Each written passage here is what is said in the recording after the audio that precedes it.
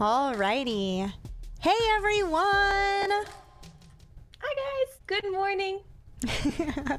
We've got Jenna here in PJs. It's PJ day. Monday's PJ the Monday. perfect. Yeah, Monday's the perfect day for a PJ day, in my opinion, because Mondays, we know Mondays suck. So I think that makes it a lot cozier. Yeah. How have you been, Jenna? How's everything been going? I'd say really good. Things are getting better. I just launched a Patreon for my community so I can do Discord integration and stuff again. Good. I don't know. I've been having a good time. I'm trying to make my anxiety better, but yeah, there's progress. Good. I'm glad to hear it. How are you? I've been really well. I actually had a really good dream last night, which is kind of rare for me. I got a book from Vanessa that is incredible. And so I started reading that, and things have been super cozy with the community. I mentioned to you already. Oh, I have the wrong name above you. Excuse me. Sorry. Hi, my name's Damon. Yeah, we had a really interesting guy on here named Damon who talks about religion from a leftist perspective. So that was mind-blowing. We got some interesting perspectives on that. Things have been good. Things have been really good. So working on getting the money to move out of my sister's house and hopefully into my own place. Maybe moving somewhere out of Indiana. So. Oh shoot! I'm fucking up everything today. She, him. I literally gave you she, him pronouns. She. It's okay. I can do both. Well, there we go. There we go. Oh my goodness. She, him is a pretty bold combo. Well, you know. Thank you, chat. Thank you for correcting that. Thanks, chat. So we were actually going to go into men and oppression today a little bit. So I know that you might have, I know you had said you think that men are oppressed, and we have acknowledged we might have some different perspectives on this. So are you comfortable opening up with what your thoughts are, how you are kind of looking at oppression and what you deem as oppression, and why you think men fit into that? Are you comfortable starting? I think this comes back to kind of the definition of oppression. And so I'm gonna go and Google the exact definition. Sorry, that sounds stupid. No. I did this yesterday too. Yeah, it's the state of being subject to unjust treatment or control, mental pressure, distress, prolonged cruel or unjust treatment or control. And so Urban Dictionary, I'm just grabbing the exact definitions. Yeah. And I think because we force men into a box by society standards, into to the point where basically sharing makes them literally. I asked a guy the other day when he was really sad to share with me. This was yesterday, and he said he didn't want to be a little bitch. So I think there not all men are oppressed, but I think some men are oppressed. And as you brought up the patriarchy, how technically they are the oppressors. So it's impossible to be oppressed, but maybe I'm not the most educated on this, but maybe not every single guy is the oppressor. Yeah. I could be wrong. Maybe you're right. I don't know. Maybe they're not all part of the problem, and they're being the ones targeted, shut down. I gotcha. No, I actually don't disagree with you at all. I 100% agree with that. When you take the definition, and I did this the other day when we were looking at it, because I think a very solid place to start with is that definition. And it does say just prolonged, unjust treatment, right? Or cruelty, suffering, things around that area. And I think if we define it that way, I agree with you 100%. We have men who are denied their full human experience. They are not getting child custody because it goes to the women. In some states, it's so biased that it goes to women more frequently. You were talking about being called, like him worried about being a little bitch, right? Not their feeling... feelings are basically told that they can't express them. Yeah. Yeah.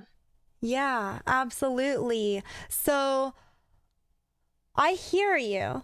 And I agree. When you go on that definition, I definitely agree. So when I talk about oppression, I'm talking about something slightly different. I talk about, if you type in the definition of, you type in literally exactly what you typed in, but add in sociology, it's a little different than so it's more of a theoretical concept. So I absolutely think that definition of oppression in that way of speaking, and I would even agree that when you say that is the definition of oppression, then yes, I agree with you when you say men are oppressed.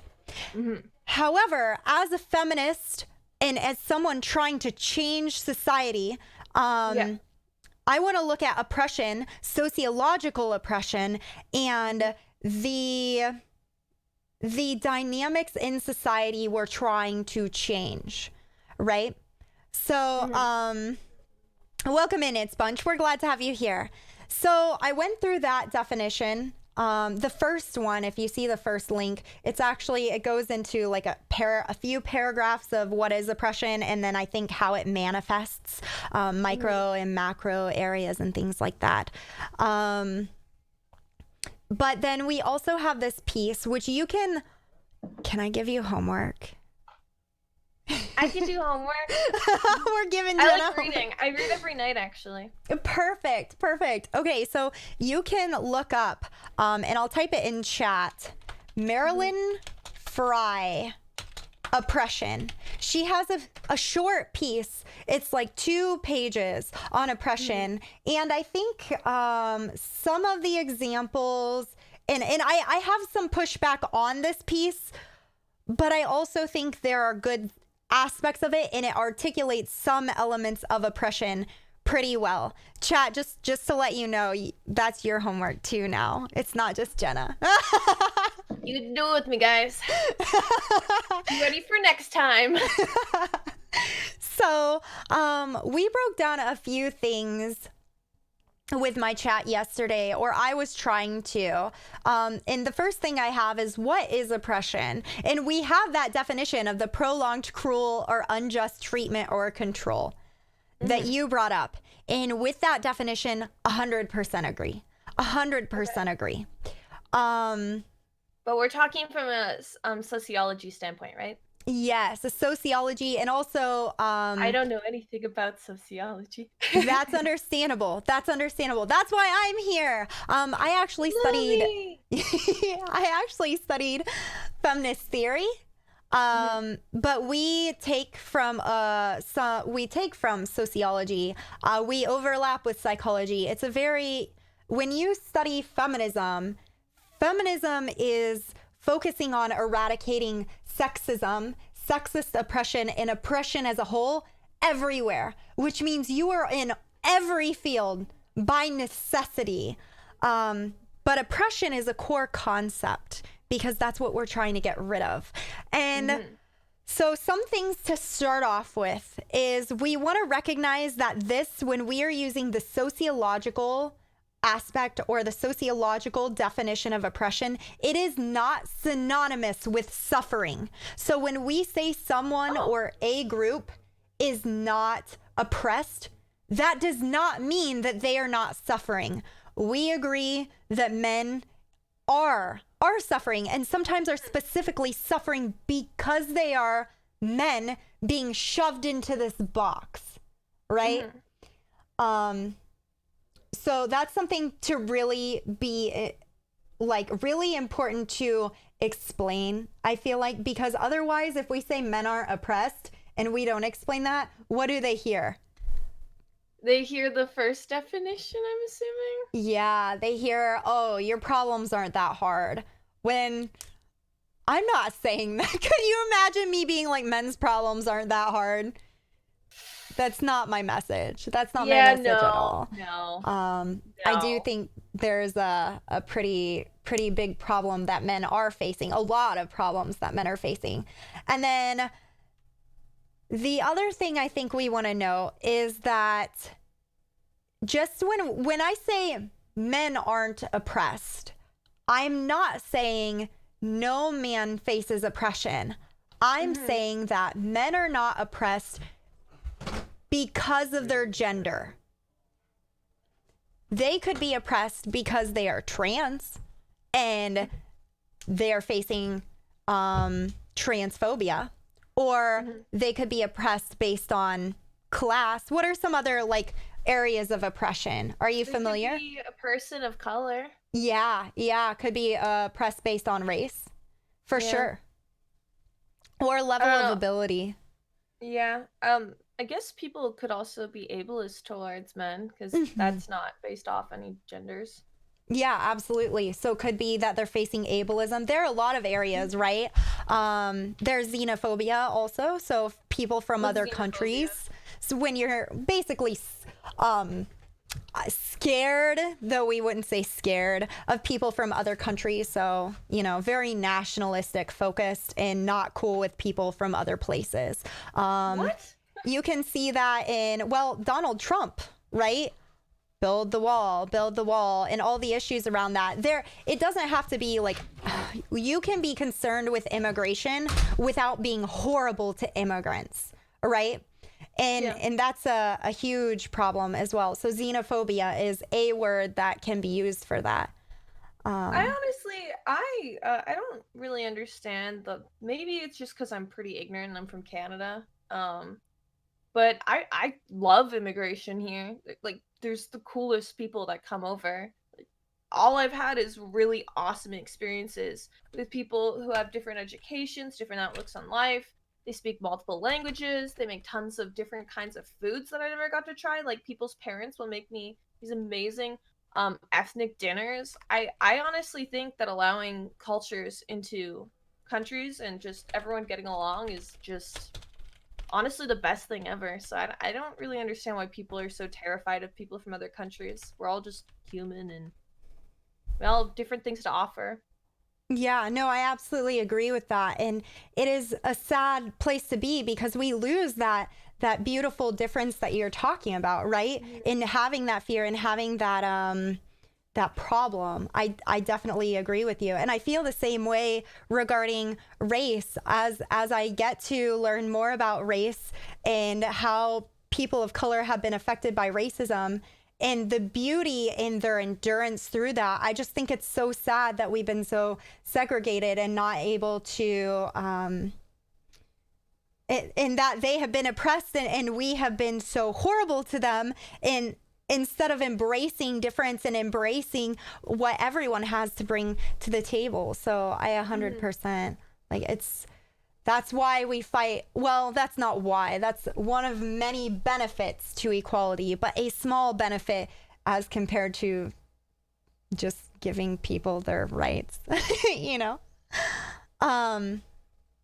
So we've got some interesting points in chat, actually. Yeah, I just saw a very interesting point. Mm-hmm.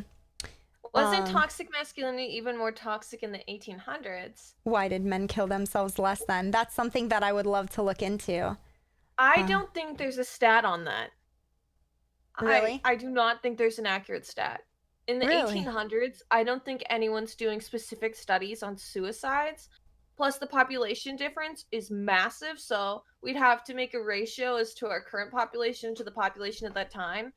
And so basically making the point you just made, I wouldn't say there's probably enough to even back that up whatsoever. Wow. I'm like, yeah, that's fair. I didn't even think of that. there's no way. So you basically made a statement that you have absolutely nothing to back up with. Unless you do have the ratios, somehow you survey the majority population like we do today in the 1800s, then by all means your point will stand. But otherwise, it's a point without backing, and therefore your point doesn't stand. Love you. I love you. Sorry. You're an I like absolute learning, fucking but in gem. order to learn, I have to have like legitimate facts. It can feel frustrating, for sure. I'm there with you on that, and it's like I would love to hear points like that could push back so I could learn more, but we do need to make sure that it's pretty solid information.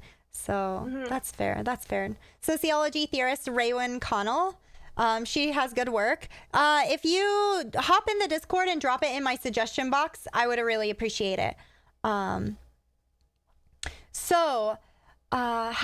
do we got through some points of what we mean when we talk about oppression, but what actually is oppression? And so this is something that I actually feel like we really struggled with yesterday. We back and forthed a lot.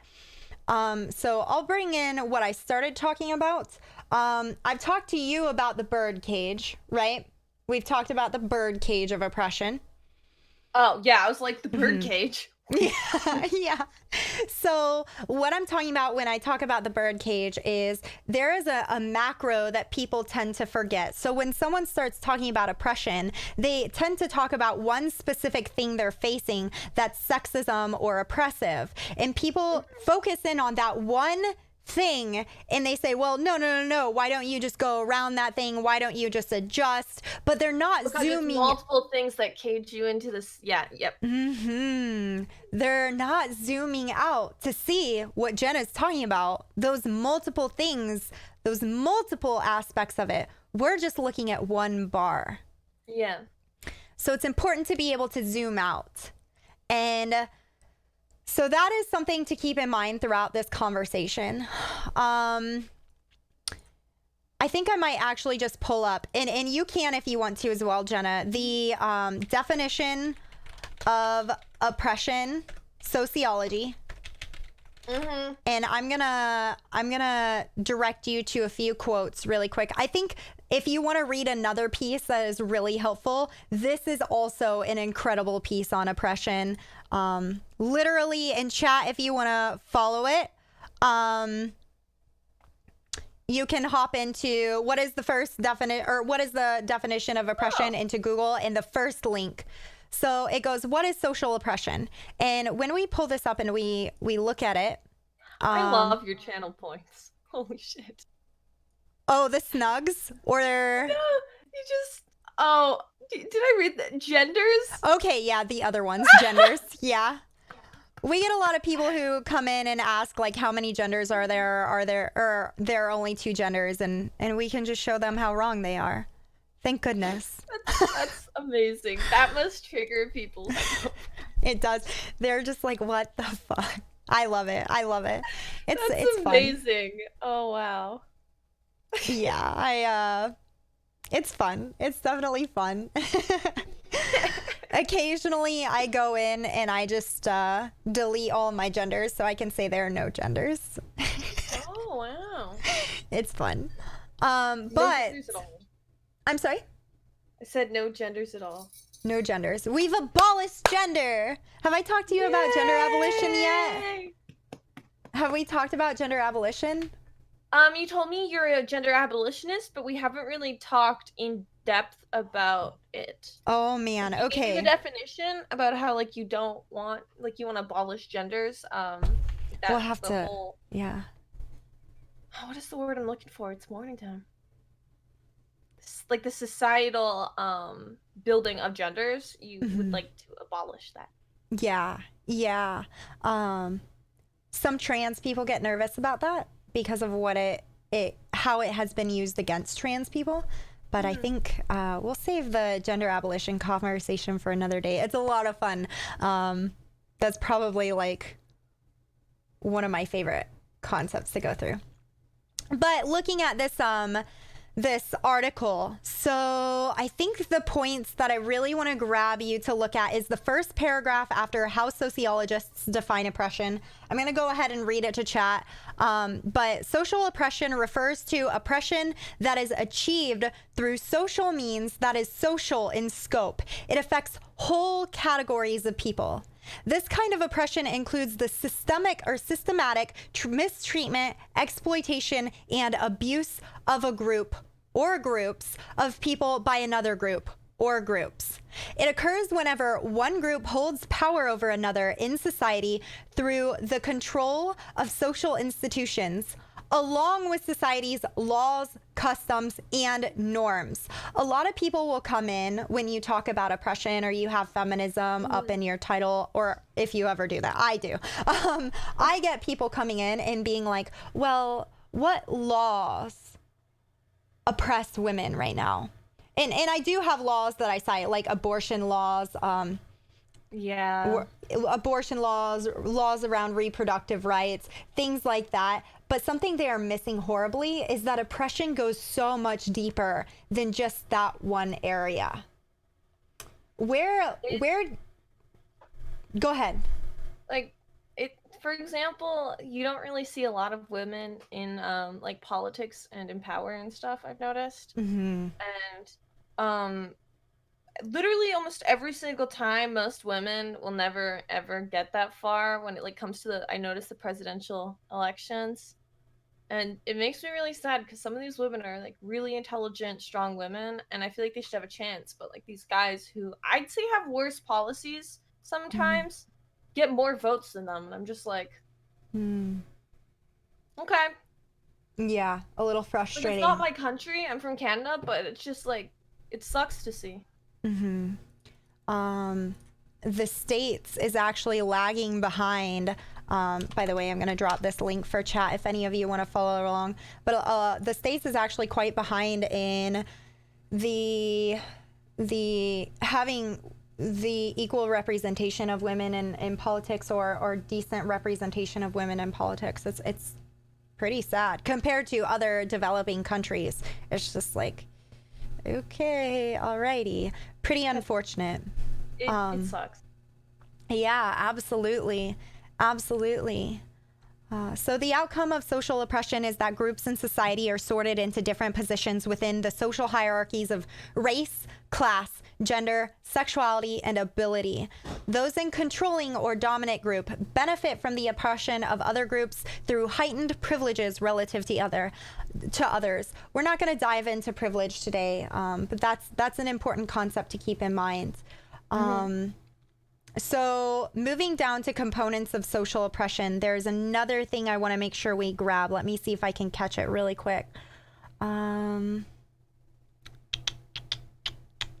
it talks about macro and micro levels, which is important. I have another way that I break it up that's more of like a feminist.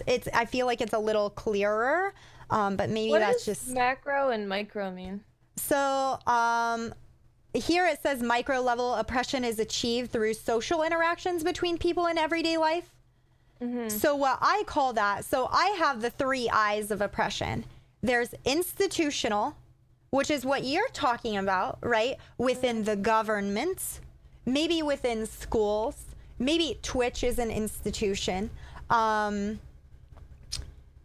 religious institutions. That is probably more micro, or macro, whereas micro is going to be interpersonal, the second I that I talk about. And then I also talk about internalized oppression, which is when I was talking about my own internalized sexism and how a lot of women or people who grow up as women, have you noticed that women will see each other as competition and it can make it harder to befriend women? Yes. It makes it so hard to make friends and be friendly with people. It's like, even with my close friends that I've like made over time, sometimes they'll make comments about how like they're not doing as well as me. And like it's always a cycle of just creating jealousy and hate between women. It really sucks. Yeah, and that's a huge part of internalization. Also, I don't know if you've had this experience or if you've seen someone or heard someone have this experience, but I know that sometimes I felt like, oh, I'm a woman, I'm too weak, so I'll just ask a guy. Have you had that or not so much? I mean, I can't open jam jars. Okay, seriously, legit, I can't. I figured it out. Do you use the hitting the jar on the lid trick? No, I've never done that. No. Okay, I recommend that. I also found, I don't know if this is a good way to do it, but if you take a butter knife and you kind of like jam it up there and pop it a little, sometimes that works, sometimes it doesn't. Okay. But no, I totally feel you. I have that struggle too.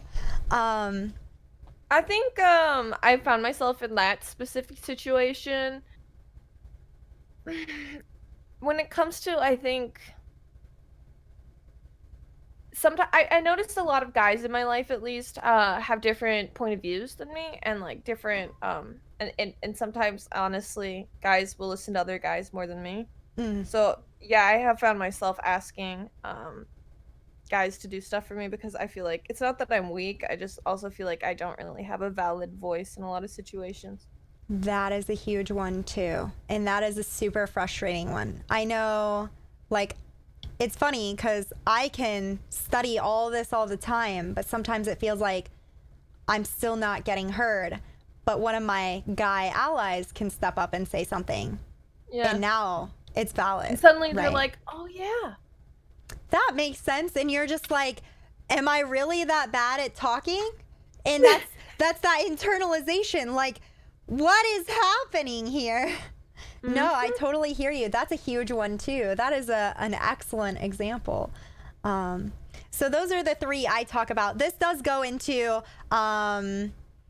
the internalization as well, but it talks about macro, micro, and then like adds in internalization that can happen. I like just having those three I's because I think it's easy to remember, but this might be easier for some people as well.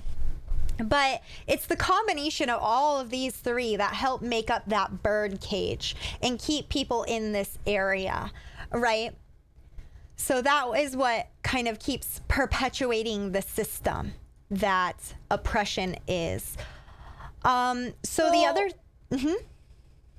How would you, like, for example, how would you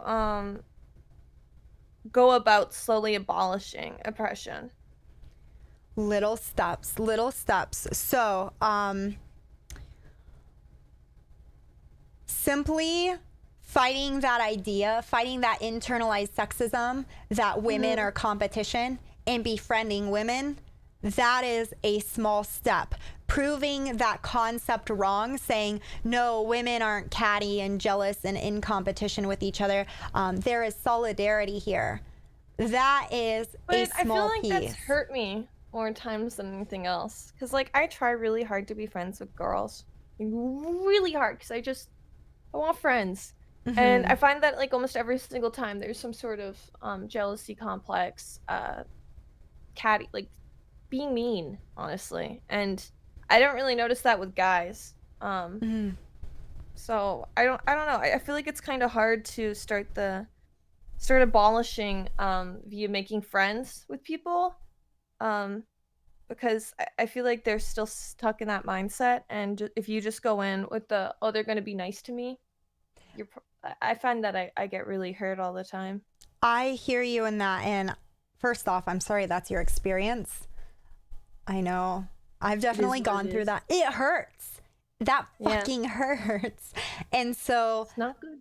I hear you. That is so what I would say is try to drop that as much as you can when it happens, and rely on the people who are there. I don't know if you feel like you have any people who are solidly there that are very supportive, but I would say lean into that, and that aspect, that friendliness, that solidarity you have there, that defies that, and refuse to let anyone pit you against each other. Refuse that narrative, I think, is very powerful in itself. And being open to people joining that and just letting them know, like, hey, this isn't how we do things. Because you have solidarity within that group, and if someone like wants to fuck it up, you just be like, listen, no, that's not how it goes here. This isn't acceptable, you know? And if they and I know it's hurtful to lose someone or be treated that way, but if they want to fuck that up, that's their loss, right? They're Okay. losing supportive people. But I think having that solidarity is really important. Also, as we've talked about, supporting men and men's liberation, supporting them in the way that they can break out of their roles. I think it's ultimately helping people break out of roles, supporting media and talking about media that breaks these roles, challenging people on their ideas of gender, and supporting, not blindly supporting women who are getting into politics or getting into areas of power. Of course, we want people in there who are fighting oppression, but supporting those people, I think, are just a few small ways. It is a huge task, though, right? I just feel like the whole supporting thing is that I feel like it's gonna be really hard, even if like they have the proper policies, because people usually deem men as just stronger and dominant types. Meanwhile, I feel like it's gonna be really challenging to make people want to listen and follow women. I absolutely agree with you. So what do you think are some of the reasons that people struggle following women or supporting women in leadership positions? Society, I'd say, like how we the traditional woman. Mm-hmm. Um, and I think it all roots back from basically the whole traditional woman aspect. That like if religion, I'd say as well, because like women are technically made from men, and they immediately from the get go, make women like, in my opinion, not equal. Um, and so, yeah, I don't think a lot of people are going to follow women, even if we put them in the position where they have the proper backings, funding, and yeah, I got you. I definitely I hear just you. So our yeah. step after that is, well, okay, why is this happening? And you're saying the traditional role of women, right? hmm So the People traditional, already from the get go are seeing them as like lesser. mm-hmm, mm-hmm. So we have to change people's views as to what women are and can be, right? hmm So have we talked about gender essentialism? Did I give you that big Mm, fancy word? no, Okay, so there's this big fancy word that you can that is a use. big fancy word.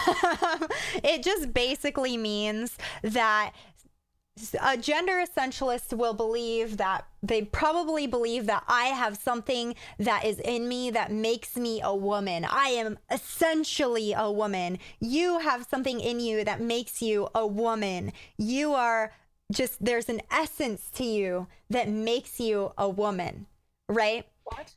And so you're probably more docile, you're probably more subordinate. All of these ideas are attached to gender essentialism. And they have the same for men, right? Men are probably they have this essentialness to them that makes them masculine, that makes them tough, that makes them maybe a little more angry and aggressive. And that's gender Okay. essentialism. We run into actually a lot of people who have Do this. people actually believe that? I mean, yeah, it is attached to that's I would claim this is one of the reasons we have so much transphobia is people don't believe trans people aren't their sex, right? They believe that makes them essentially like that makes me essentially a woman and I will never change in their eyes. I am a woman. That's what they believe, right? Well, it's not. I don't think trans people like change. I think usually from what I've heard from a lot of trans people that I know, they've known from a super young age that they weren't you know, their biological sex. And so they go ahead and they make it so they are who they are. I don't Mm-hmm. know. I think even if we were using gender essentialism, You um could argue. Yeah. I I think you could argue that because they like I don't know. I just No, That's so stupid. It no, limits yeah. everyone. I don't know. You're you're absolutely right in that people can use gender essentialist arguments, and there's like a lot of conversation, or I haven't seen this recently, but I had a lot of concern around the idea that trans people are just people who are born in the wrong body, and like trying to tie it back to brain chemistry, because or male and female brains, there's a whole problem around that concept, and they shouldn't have named them that. I understand to some extent why they did, but it's still a problem because there are cis women that have quote unquote male brains, and that's fine. But so gender essentialists believe there is something to you that makes you the gender that you are, and that your gender is a particular way. So whether they are transphobic, and they don't inherently have to be, but there are gender essentialists that would see me and say, well, you are a woman, and that would be transphobic gender essentialism. And then you have gender essentialism that would just believe that like you knew from birth, period. But that is going to be a struggle, because some trans people don't recognize that. They might have also basically convinced that they aren't, that like you are a woman, you're a woman, you're a man, you're a man. So like you can't immediately off the get-go. No. Absolutely. And then not only that, it's essentially like a brainwashing. And then on top of that, like if you're non-binary, but you've never heard of what non-binary is, you're just like, oh yeah, what's wrong? I don't feel right. And then you learn about binary trans people, or this is my experience. I learned about binary trans people, and I'm like, I know I'm not a woman, but I'm definitely not a man. So what is happening? So that's kind of a weird place. But anyway, so we get into this weird area. I act as a gender constructivist. We might have talked about this. So construction versus essentialism, right? okay. But I think are you familiar with the nature versus nurture argument? Okay. Never brought that one up. Yeah, so it's basically the argument of how much is it your genetics and how much of it is your upbringing, right? Oh. With most things, including gender, I would argue it's a combination. However, I act on constructivism purely. The reason I do this is because regardless of your gender, your genetics can be all over the place. And you were saying there's cis women with male brains. Yeah. So it can be all over. And cis women can even have higher levels of testosterone. And we're seeing issues with that in sports now that people are trying to restrict trans people. So it's a problem. And that's why I take it from a constructivist perspective, is because otherwise we're laying these stereotypes based on our assumptions of their biology, right? So I don't feel like the essentialist viewpoint is very free, right? It's the birdcage, literally. Yeah. So we place these people in these roles. In the man's role, why are those the characteristics? What at the end of the day is happening with men there? They're getting sorted into what is supposed to be the leaders of society, right? The people who take care and protect. Whereas women, what is their role to do based on this gender construct? Nurture, be submissive, take care of the children. Yeah. Stay at home. Maybe not engage in political conversations or probably definitely not. If you did that in the 50s, oh. Yeah. No one's listening. It's like I had a guy DM me the other day when I was talking about basic politics, like just my views, like just very basic. I wasn't saying I knew much. He messaged me saying it was cute how I was trying to pretend I knew things about politics. And that I should stick to just staying pretty. Oh God. I guess the brains versus beauty. Yeah. And I wasn't even like stating like interesting or like facts or anything. I was just stating like my opinion. I wasn't like this is how reality is. I was just Yeah, that's frustrating. That's definitely frustrating. And it's an attempt at silencing, which we see this with people who are in basically anyone to anytime someone states an opinion you don't want to hear, if they are an actor or an actress and you disagree with them, what do you say? You say stick to what you're to good at. acting. Yeah. And it's a silencing tactic. It's a silencing tactic that is especially used against women. It's such a pain in the booty. Yeah, for sure. Absolutely. Absolutely. So that is the role that women are put in. And when we look at power in society, so this is where I started to break down power in society to make the argument, because, okay, have you heard power plus prejudice equals oppression? It adds up, but I've never heard the saying. Okay, yeah. So that's like the basic little equation we use is power plus prejudice equals oppression, because Yeah. sometimes people will hear a bigoted remark that is absolutely bigoted, but it's not oppressive. And they'll get real super upset and try to say something like reverse racism, and it ends up becoming, people are trying to point out that it's a false equivalence.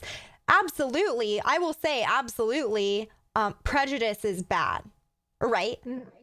But we're drawing a false equivalence, and we want to be clear on that. So when some people are like, well, why can't I say the N word? You know, I get called a cracker, things like that. It doesn't That have. doesn't make sense because if someone does one bad thing, doesn't mean you do another bad thing. Like, what are we in preschool? The Fair. fuck?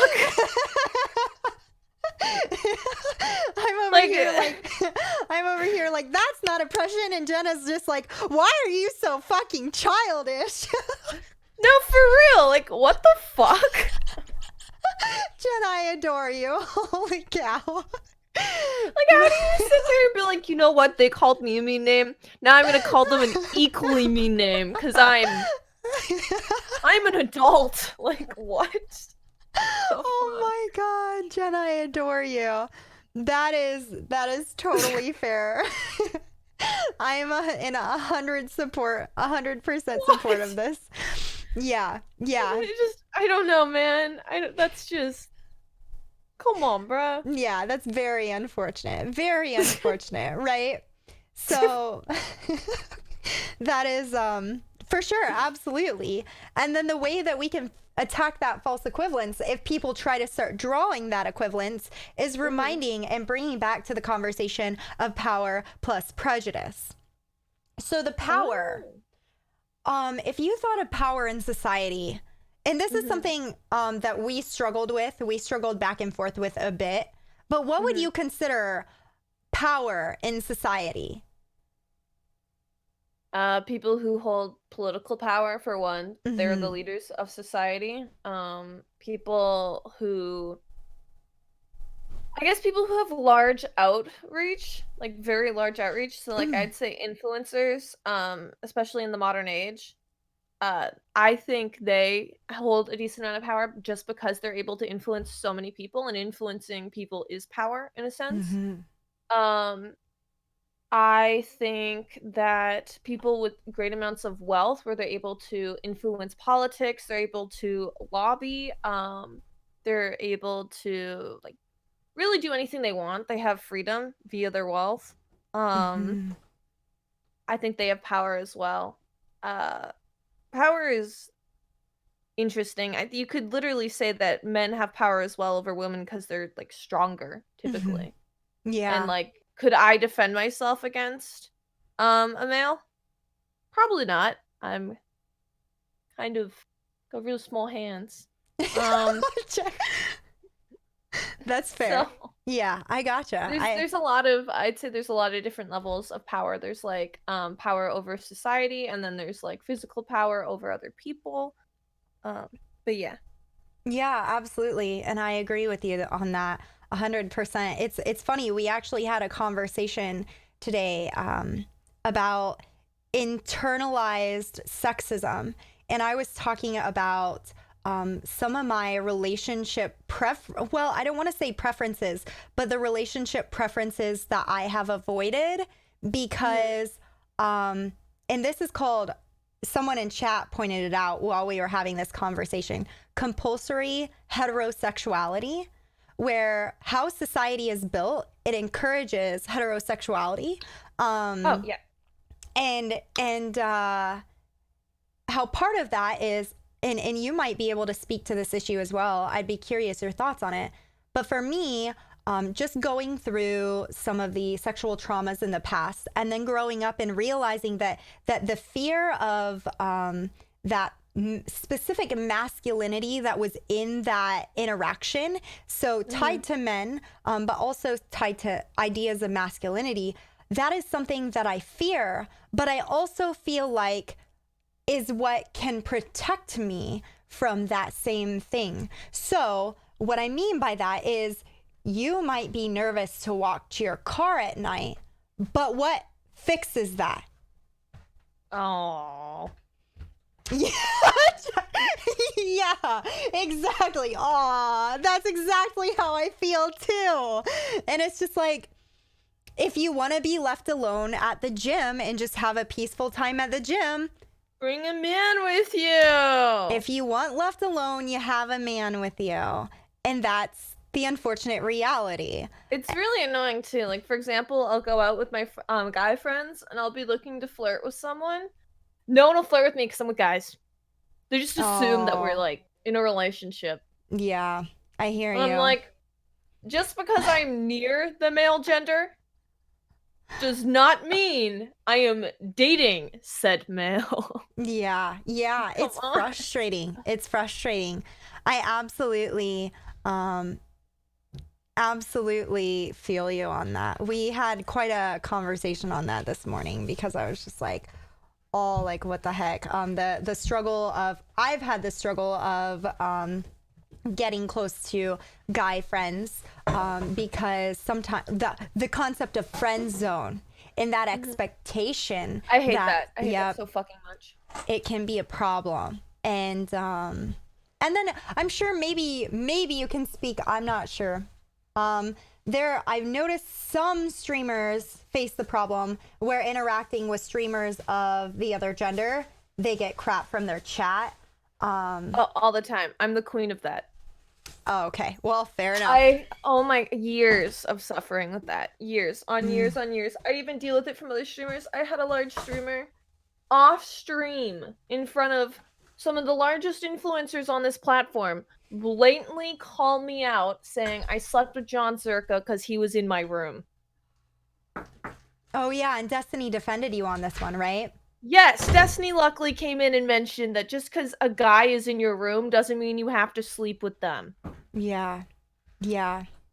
And so I deal with, like, for example, I've been dealing with this since I was, I think, 17.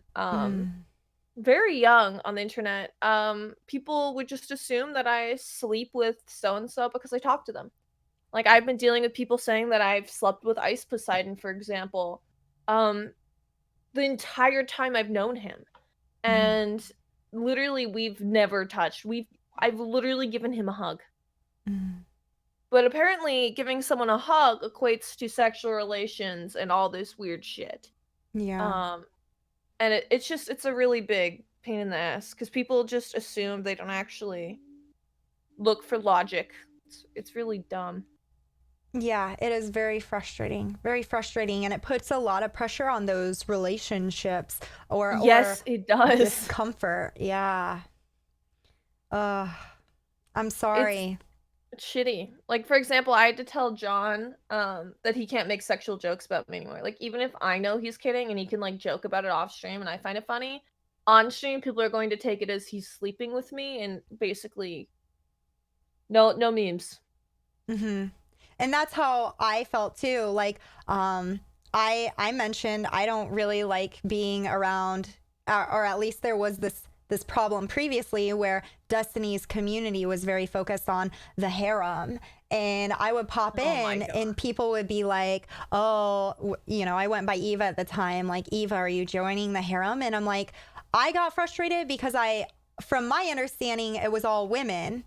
But Mhm. for me to state that, then people would be like, "Oh, are you assuming like Destiny's bi? The harem doesn't have to be." And I'm just like, I'm just noting that I get shuffled in with women a lot, and I also Yep. don't want this weird dynamic assumed of me. It makes me very uncomfortable. And I would like to freely engage with Destiny and not have these discomforts, but it makes Mhm. those interactions so uncomfortable. I like I think one of my favorite things is being able to interact with guys and just like have be friends. I really hate when people force sexual aspects into our relationships and Hmm. interactions. Yeah. When like I'm not really an inherently sexual person. Like I can be sexual with my like for example my Instagram. I'm very free with my body. Um but like I'm very closed down sexually. Mm. And so like it's really really really awkward for me when people constantly try and say I slept with so and so, or I'll be out with my friend, they're like, "Oh, how have you not had sex with them? You guys hang out all the time." Mm. It's like, ugh. Yeah. Yeah. I absolutely hear you. Um, that's hugely frustrating. Fuck, I don't know how we got all the way down this road. But power. We were talking about power and Power. cultural influence and how you can have power there. Um, but the way I define it, I actually have it broken down: money, social capital, political power, cultural influence, including pop culture, which would include influencers and that Yep. for sure. And ultimately we boiled it down to the ability to manipulate society, the level of that we have, right? Mhm. um so it's seeing like that is the power in the equation of power plus prejudice equals oppression. So when we are using this idea of what is power, who generally speaking has power in society, and White and men. yep, yeah, there it is. Mhm. But a lot of people are going to be frustrated because it feels like an attack on them. It sounds like we're saying you're the oppressors, when what we're saying isn't you specifically are the oppressor, but we are in a system that sorts men and all these other demographics into who is supposed to have power. And Mhm. overwhelmingly, we are still seeing those people being movie directors. We are still seeing in the United States a lot of men in political power disproportionately. And some people, I heard someone in chat yesterday, we had two arguments in chat against this. We had a person saying, well, women raising the children, that is power. You have cultural influence there. And I say, well, but is it disproportionate? Does that person have more power? Or does the person who is making the videos that kid watch is not just that one kid watches, but so many kids watch that will be influencing them? What about the laws that are made? What I'm do sorry. you? Mhm. How do you have power when you're stuck in the house all day raising children? Well, on those kids, Jenna, right? Don't you think that's the equivalent to the other types of power we were talking about? No? Yeah, that was, and I was really struggling to articulate that. I definitely think you do have influence over those kids, and those kids have Yeah, influence. but so does a father, so does a teacher, so does literally almost anyone around a child because they're literally like sponges. Yeah. Yeah. Absolutely. Absolutely. Like there's children. I wouldn't. Yeah, no. No. That Yeah. is not a good comparison. I agree. I agree. No. Um and then the other argument I heard, I'm curious on your thoughts. They said, well, women are who have more voting power. I don't know if this is true, but that was their claim. So they are That could voting possibly in. be because there's more women on this planet, but we Mhm. have to bring into mind we have to use ratios that are in countries that actually have democratic systems that are actually valid and not just for men. Mhm. Um, and that might not, yeah, I don't know about that. And then on top of that, it is again like while they may have a little more power, right? That doesn't mean we aren't still functioning in a society where they are being influenced by what? The media. They're being influenced by everything around them, right? And Mhm. then we think of, well, when women are internalizing often this idea that what is their opinion on politics? Who might they be influenced to listen to? Mhm. Men. Not all women, right? A lot of women are standing up and saying that's not the case. But then we can also look at each of those individual women adding up, sure, to get those people in power, Mhm. but those people in power are still the people who are making things happen. So the last thing that is to be noted is that oppression isn't carried out or doesn't have to be carried out by the oppressive group. It is that Mhm. everyone carries out oppression because women internalizing sexist oppression, which we talked about, right? I know Yeah. I have internalized sexism. I don't know if you do, but you have I make faced jokes it. about sexism all the time, so yeah. I used to joke I was bad at math, even though I used to be fucking rad at math. So, like, just based on the idea that women are bad at math. Haha, Oh, so I funny. just joke that I make really bad Twitch content whenever incels come in. Oh, It's I like this is gotcha. awful. I just Fair blink. enough. Fair enough. So, yeah, we do like, we can, and I say we, when I talk about sexism, I feel I get shuffled in with women a lot. And then not only that, but I grew up experiencing sexism. Um, Yeah. there is a deep level of internalization, and women absolutely contribute to it. Women absolutely Mhm. shuffle men into those roles as well. Women women do not help at all whatsoever. Like for example, when I got sexually assaulted in school, I had girls come up to me and tell me that it's not like it's rape. And so I shouldn't go to the police. Ooh, I'm sorry to hear that. But Yeah. it's literally women are part of the problem. Like Yeah. um and it's yeah. It's it's not just men. A lot of people want to believe that it's just men. And it's 100%, it's also women. Yeah. So I believe it was third wave feminism that switched from saying that the problem is men as oppressors and switched over to saying that the problem is the patriarchy. However, recognizing men as the people who are placed or being shoved into those roles is helpful in just analyzing some of the, and we're not going to, privilege is a whole nother spicy conversation. Not Yeah. people don't like talking about privilege. So I think we'll crack that up in another day when I'm actually prepared for that conversation because, oh my gosh, that's a messy one. But cracking that open. And then also, I noted that I think it's very helpful to identify the groups that are facing oppression and are in those lower groups, because then you can look at the culture of oppression and what is used to hold those groups down in intersectionality. So this is a little bit of a more, it gets kind of, let me know what you think on this. I struggle to describe this concept sometimes. So, Turbo um, nugs. women have gone through uh, misinformation and disinformation about their body. So, and lack of information, right? We don't necessarily, I know that I didn't learn that much on my body.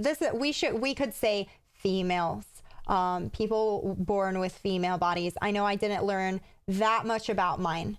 But then there's also I been, think it's actually an education issue in the US that yeah, we don't teach people about their bodies. Like, I also think it's a religious thing. I've actually come to a conclusion that we purposely, instead of teaching kids about their body, sexuality, etc., we instead just teach abstinence and say no, no, no, which yeah. has been proven to literally cause the opposite outcome, which is early pregnancy, um, early, like become a mother when you're 16, higher rates of unprotected sex in like Catholic schools, for example.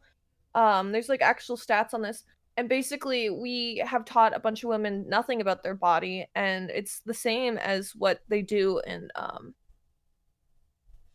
I don't actually. Maybe I'm not going to get into that scenario, but in like third world countries that like to oppress women, we do that with men and women here. We just don't teach them anything.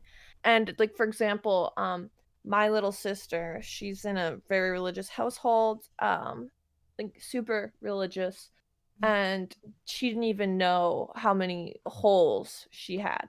Mm-hmm. And Yeah. like she didn't know what sex was. She didn't know how it was done. She didn't understand what an orgasm was. She didn't know anything at all. Besides don't have sex till you're married. And she had no idea even what it was. Yeah, so this is going to affect. You're mentioning men and women, and Hmm. I agree There's a on lot that. of men who have next to no knowledge of STDs. Mm, They have next to no knowledge of like, for example, a lot of young guys suffer actually from erectile dysfunction. You'd be surprised, and a lot of them just think there's something wrong with them, and they, instead of like getting help like they should, they just internalize that they're different, like they don't work. that's sad. Um, yeah, no, it is really sad. So, yeah, it's really, really bad. People know next to nothing about sex, and I think I would blame it all on religion being its basis, because people are like, even in and I'm not against religion, I'm just against religion shutting down education of basic bodily functions. Um and I think sex is something that should be taught, and it's not. It's seen as taboo, and people literally will rally against their kids learning about basic things Oh such yeah. as sex. Yep. For like even in Canada, you were allowed to take your kids out of sex ed so they wouldn't learn. Oof. There was kids that were their parents would say, "No, I don't want my kid learning this," and they would take them out of sex ed. That's rough. Uh-huh. I'm not surprised because I've seen some changes made to I'm trying to think of the state. I was looking at theirs and I was looking at some of the backlash and some people saying like they didn't want their kid to learn that and I'm just like, "Oh boy, here we go." Yeah, you can take them Um out, at least from the high school I was at. Hmm. yeah, that's All the religious unfortunate. kids got yoinked from sex ed because their parents didn't like it. Yeah. And this leads to, as you were mentioning, the younger pregnancies, Yep. men not knowing, like men with ED not knowing and thinking something's just wrong with them. Um, Same with porn addictions. No one knew anything about porn addictions. Lots of men, they can't get hard with women in normal sexual encounters anymore because they're so programmed, via porn being their turn-ons, the shows and everything. Um, and yeah, no, kids damage themselves because they're just not educated, mhm. and they have no idea what's going on either, and it's really sad. Yeah, absolutely. And Like, so this, for example, my little sister didn't even know what rape was. Ooh, what the fuck? They've completely sheltered her in every single way possible. She didn't know what birth control was, how it worked. So I got my birth control out and showed her how it worked. Mhm. Um, she knew nothing, and she didn't even know what her clitoris was. How old was she? She was 15. Yeah, I feel like oh my gosh, the clit is a whole nother, oh my gosh. That It's awful, conversation dude. It's makes me so awful. salty. Yeah. It Yeah. should be. I think you should have your kids taken away if you do that to them, because I don't I think it's a human right to know what your reproductive system does. I think Mhm. it's a human right to know what sex is, and I think it's a human right to have basic education on how your body even functions, like how you even have kids. Like she didn't even know. Yeah, absolutely. For And men and women. absolutely, absolutely. But then we can look at, well, do you think that rich people are still having these same problems? Depends. If it's a religious family, they Yeah, can choose to just not teach their kids. yeah, religion makes it a whole nother thing. Religion is and so we've been having conversations on religion as well. I mentioned I had Damon over. He talks about liberation theology, which is in support of oppressed peoples. I'd be curious his thoughts on sex education, because Mhm. that's one I got really fucked up with, Yep. regarding being in a religious area, specifically more of the shame around sex and Yep. how My sister women, started crying when she was trying to tell me that she lost her virginity to her boyfriend of 3 years and said, "Please don't think I'm a slut." yeah, and that it really fucks people up. It does. So, point being, absolutely, lack of knowledge around your body can be a form of or a tool of oppression, in that, as mentioned, if people don't have education and especially access to birth control and understanding of how sex works and how you get pregnant, then Mhm. early pregnancies, and Uh-huh. how's that outcome look for those people growing up? It's really damaging. This is going to disproportionately affect the poor, people Mhm. in developing countries. Yep. It's a huge problem. So then we can look at like that aspect of oppression. So this is going to be an interesting tie-in, but you can also look at how, maybe this will be wild to you. I'm curious if you've had this experience. I didn't know that cows had to be impregnated to lactate. I knew. You did? I didn't. Yep. I Um, put it together mainly just because I don't know, I thought it was kind of common sense, because in order for women to lactate, we have to be mhm. pregnant or have had a child. And it's actually that way in almost every single species. And so I Yeah. kind of was just like, shit, dude, we raping cows out here. Oh, I did not put that together, because I had people telling me, well, we need to milk the cows or they're going to be so full of milk and they're going to hurt. And so it's helping the cows to do this to them. And so we need to. Like, that's I how mean, you yeah, but take. you caused the problem in the first place as to why they're overproducing. Well, and that is also a blatant lie, because it's still hurting them to milk them, because we're True. impregnating them so much, and that's why we have like a legal limit of pus allowed in your milk, because of how often they get mastitis, or it's like Oh yeah, my mastitis. sister was telling me that. Yeah, Yeah. yeah, pretty messed up. It's So disgusting actually. a way that misinformation about a body is being used, and I'm coming from the perspective of animals are oppressed. I know a lot of people don't ascribe to the idea that they deserve rights, but I do. And so looking at that group as an oppressed group and talking about how those, we don't compare these things in a sense of looking at how people, or looking at whose oppression is worse. We're not doing that. We're comparing them to see what are the tools that are consistently used in oppression. And we could talk about how Black people's bodies, there's been misinformation around that. and Oh, psychologies there's a around that. lot of misinformation around that. Yes. And so their oppression, and it is again looking at that tool that's used in oppression. And once we see that tool, you already reached. Can you not get the banana open? Jenna, do you need a man to open them? I need a man. Do we have any men banana openers in chat? Yo, can I get a professional male banana opener for me real quick? Open it from the bottom, says Big Spoon. Done. Oh, okay. I don't need no man. I'm a strong, independent woman. Feminism. I can open bananas on my own. Oh my goodness. Oh my goodness. Low-key Kilo says, I can open bananas with no hands. Okay. I don't really want to know. Yeah, I was just like, I want to ask, but then I'm like, maybe Maybe not. Maybe not. It's in Twitch chat. But yeah. So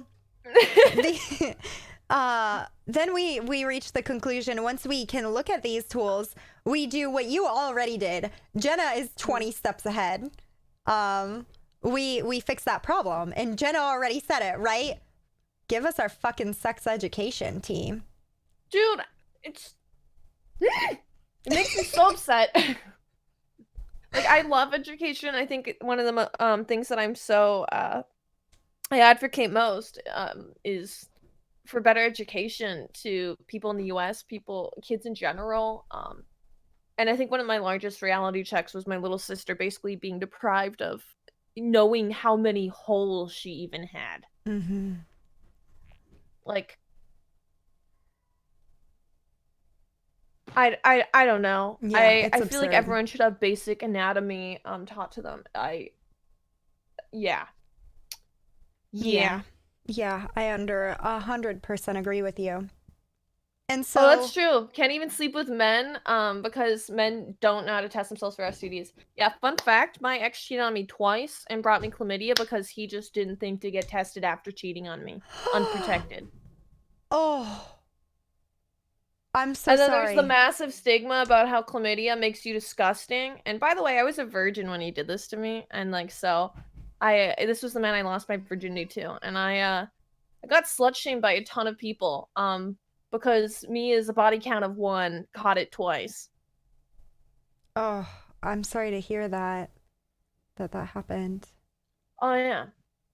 Guys really don't know to get tested, and so they just spread it. Like this one guy I know, his name's literally James. I don't know his last name, and I'm not gonna say his last name. Anyway, our boy James purposely he knew something was going on, but he purposely just didn't get checked because he didn't want to go to the doctors, and spread gonorrhea to multiple women.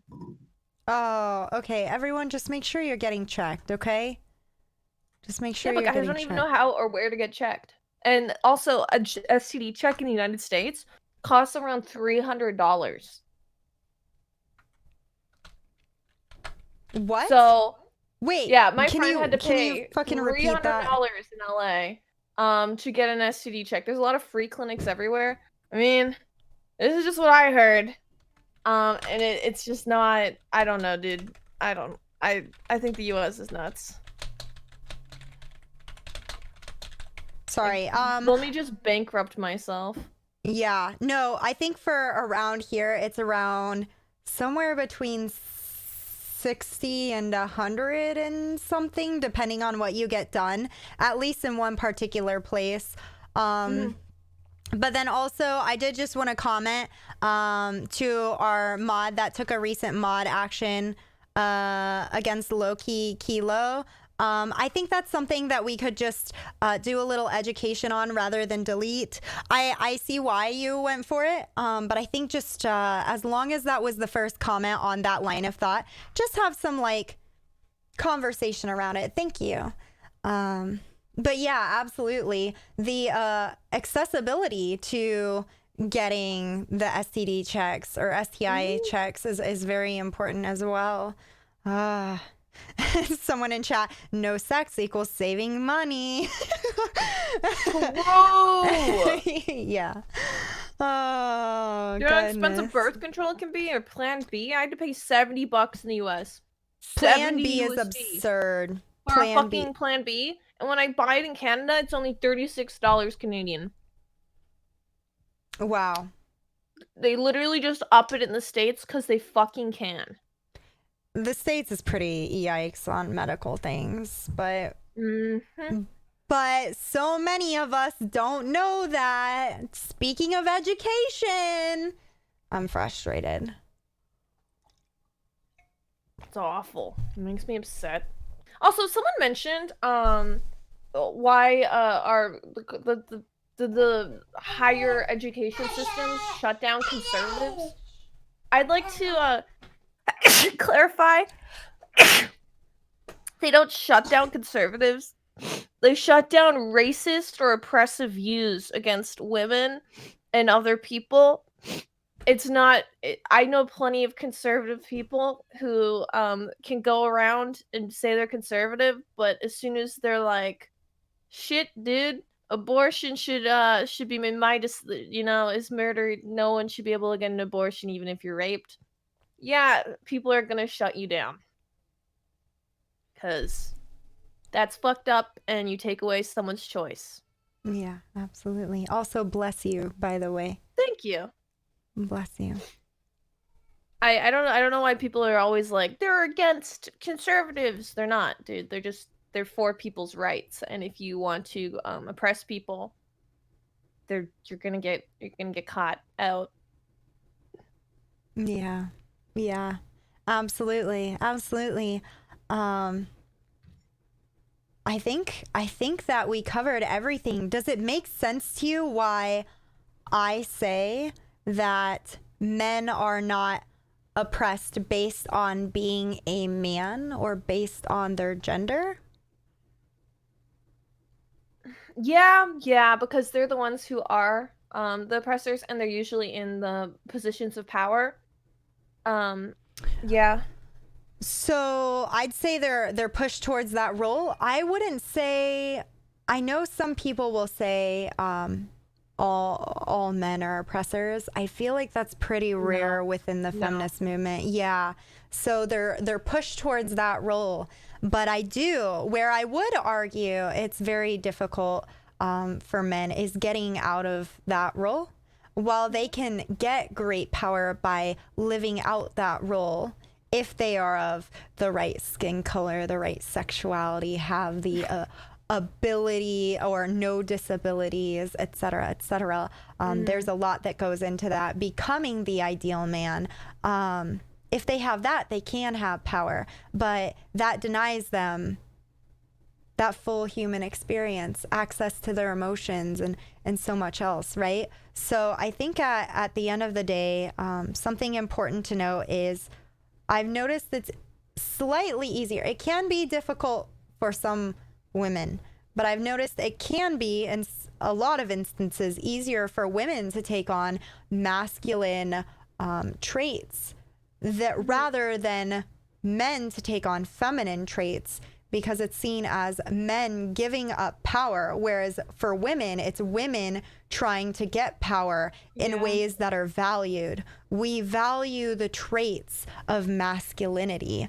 Oh, shoot. This is my last point that I was going to say.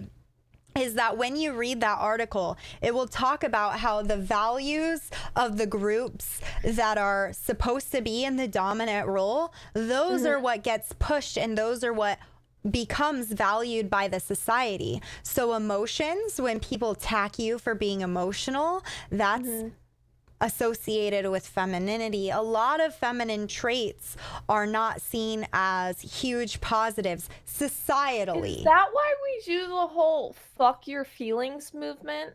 That thing? Yeah.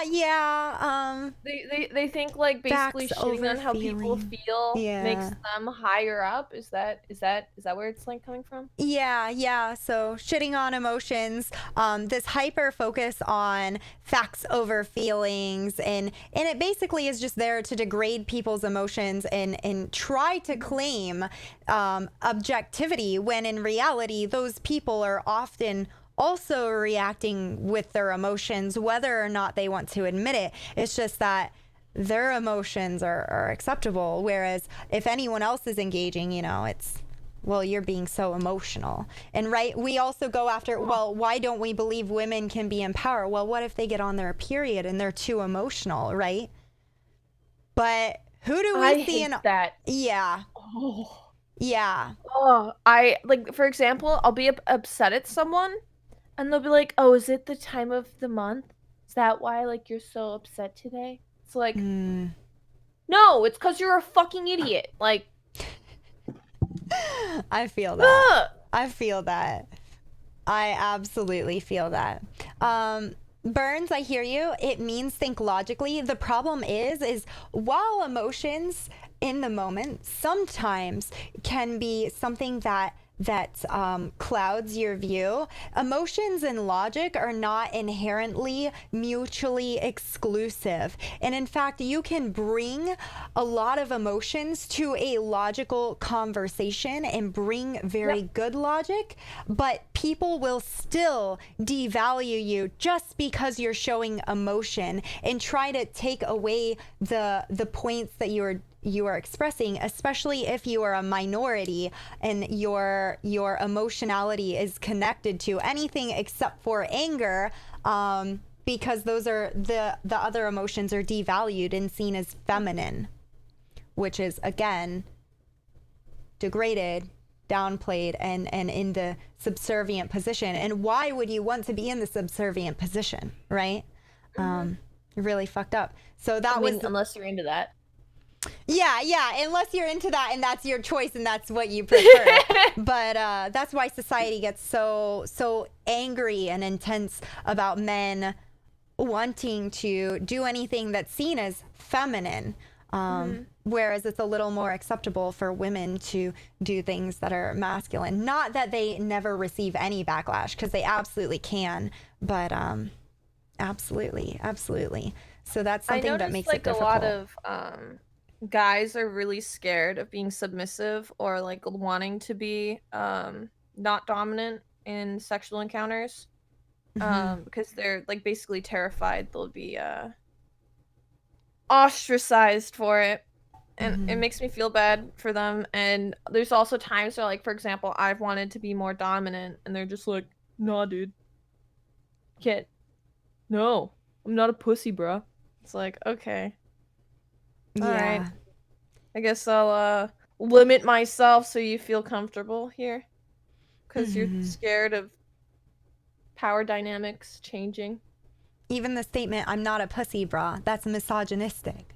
Again, attacking women, which I'm not saying that he specifically is misogynistic, but that concept and how do we belittle men?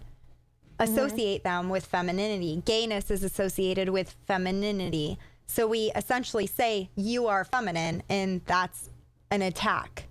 So I don't know. I've seen some hella masculine gay men. So well, I don't know.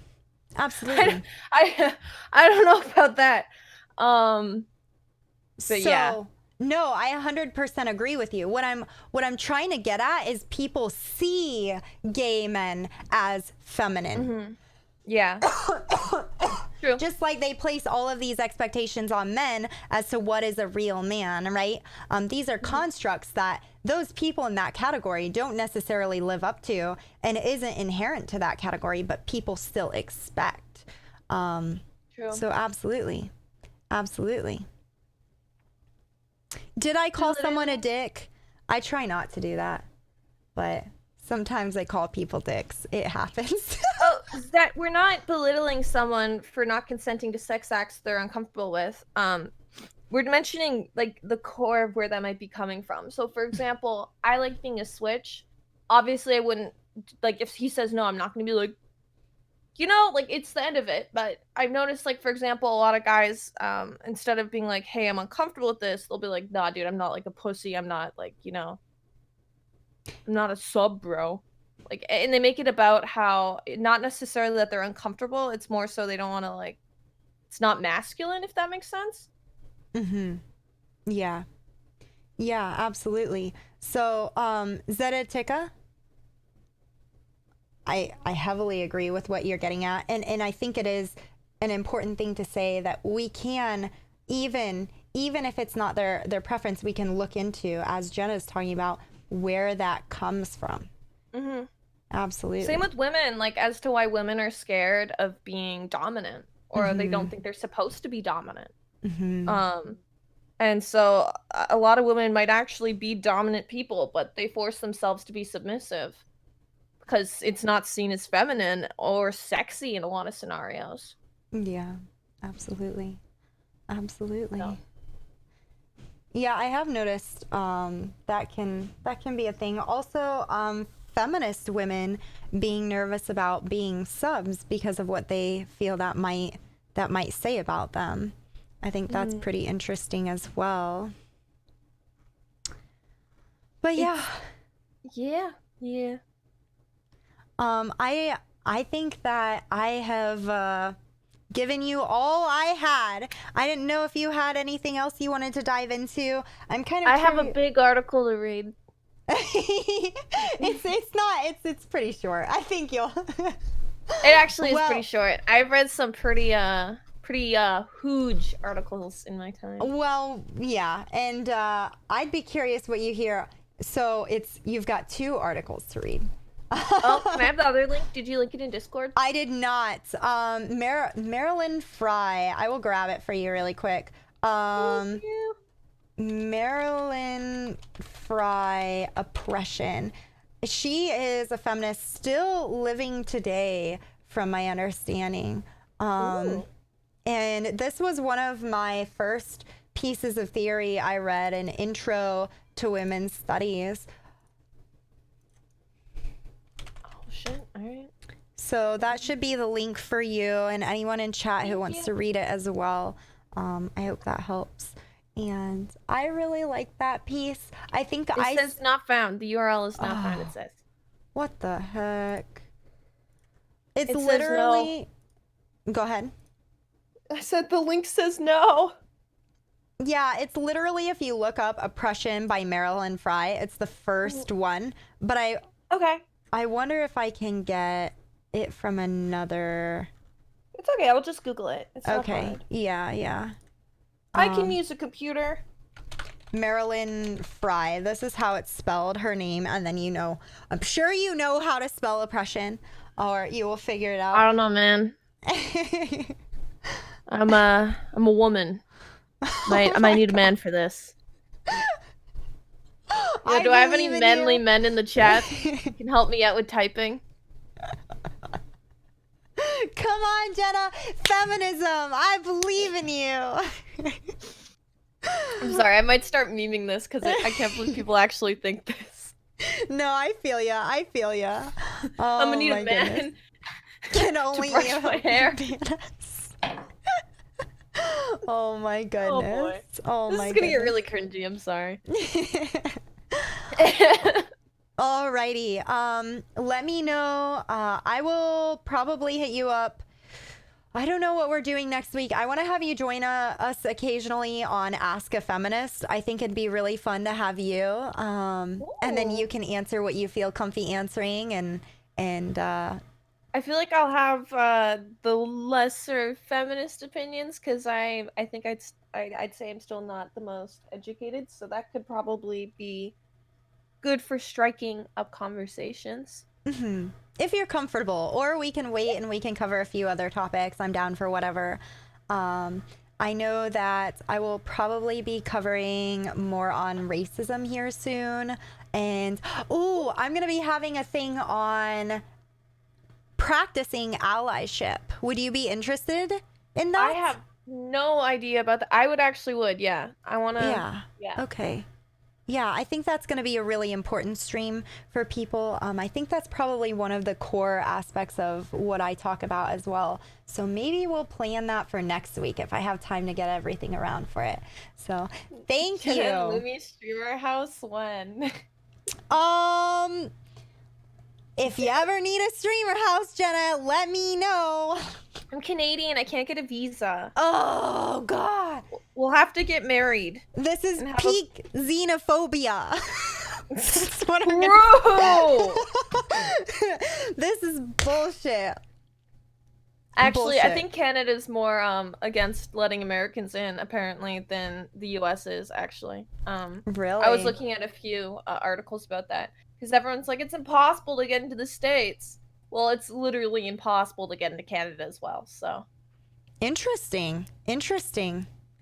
Yeah, I'm it's a hearing in two-sided chat, issue. don't blame you. And I'm like, I was going to say that, but maybe I shouldn't make this joke right now. But also, I want to make this joke. Make the joke. Oh, Jenna just proposed and you left her hanging. Anytime, anytime.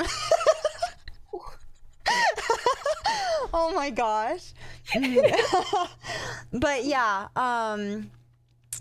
I will hit you up for that. If you have any topics that you are looking to dive into anytime soon, let me know, or any more questions you have. I'd love to have them. Okay? I do shoot them your way in DMs when I get them, so I will let you know. Perfect, perfect, perfect. Thank you so Thank much you for for having joining me us. again. Absolutely. And thank you for being here and helping me work through these concepts. It's been incredible being able to do that and having someone to actually talk through it with that is interested. So I'm glad Having to a have you here. Padawan? Yes, yes. That is the cutest word, though. Oh my God. It's perfect. All right. Thank you, Jenna. You have a lovely day, and I will catch you next week, probably on Monday, okay? Sounds good. Keep looking snug.